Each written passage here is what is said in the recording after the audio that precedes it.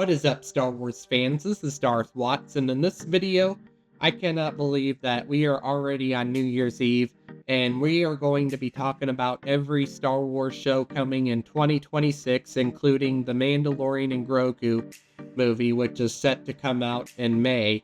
So let's start with the Mandalorian and Grogu. So the Mandalorian and Grogu is set to come out in May of next year.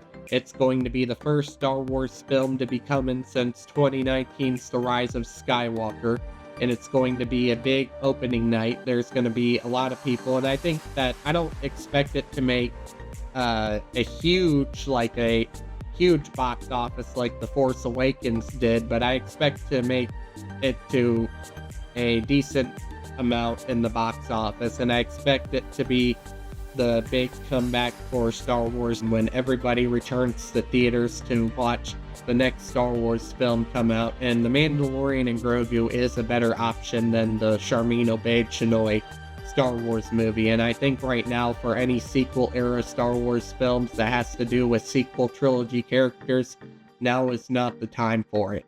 We gotta focus on other things in Star Wars right now, such as the most popular Disney Plus series now going to be a movie, The Mandalorian and Grogu. It's going to be coming out next year, and The Mandalorian and Grogu is set up to be more of a success film than the Charmin Obaid-Chinoy New Jedi Order Star Wars movie as of right now.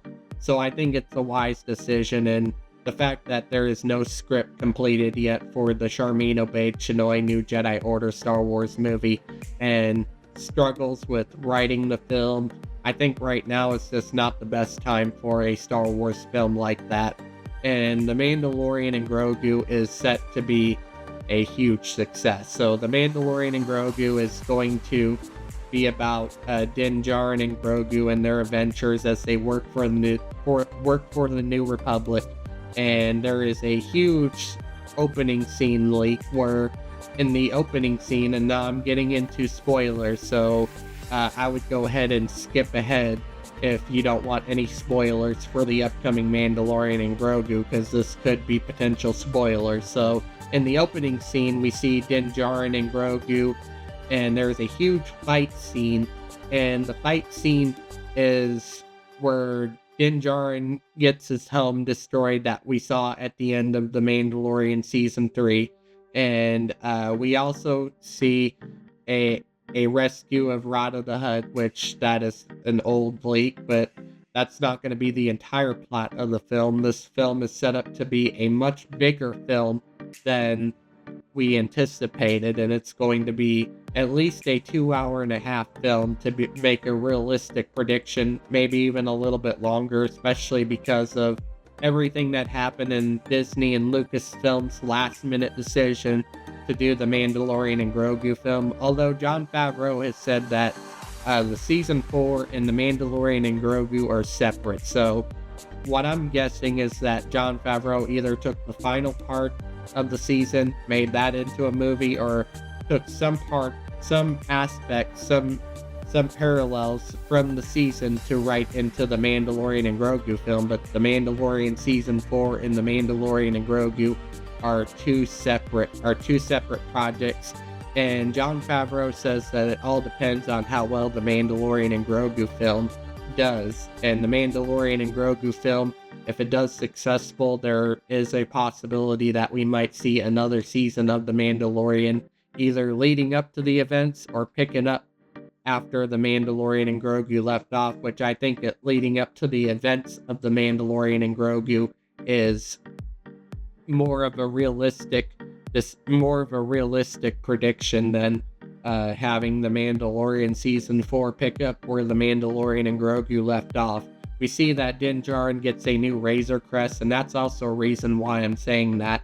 So the Mandalorian Season 4 that Jon Favreau might be putting out someday could show how Din Djarin gets the new Razor Crest. It could be a backstory, and then we'll get all that explained in the background. So moving on to the Darth Maul Shadow Lord series, which is something that I'm also super excited for. It picks up 1 year after the events of Revenge of the Sith, and it's about Maul and probably Crimson Dawn will definitely be involved in the Maul series. We'll also get some backstories on Kira for the Han Solo movie, and then there's also rumors that Darth Talon might appear in the Maul Shadow Lord series. Now, I don't know about the Darth Talon part. I think Darth Talon might be, if they recycled the idea of Darth Talon, she might appear somewhere else. I don't think that Darth Talon is going to appear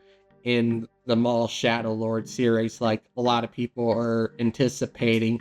So we'll have to wait and see. But we got Maul Shadow Lord series, which is also coming out next year. And then we also have Ahsoka Season 2. Now, there is no official release date confirmed, and there is a good chance that it could be pushed back till 2027. But there is still a possibility that it could still come out late 2026. But no matter what, it will be worth the wait for Ahsoka Season 2. And there's even a leak for the second season, teasing a huge fight between Thrawn and Admiral Akbar, which would be interesting. And then we're going to see scenes jumping back and forth from Peridia to the New Republic. We'll see Ezra in the New Republic. He will be portraying a bigger role than what people are anticipating in Ahsoka Season 2.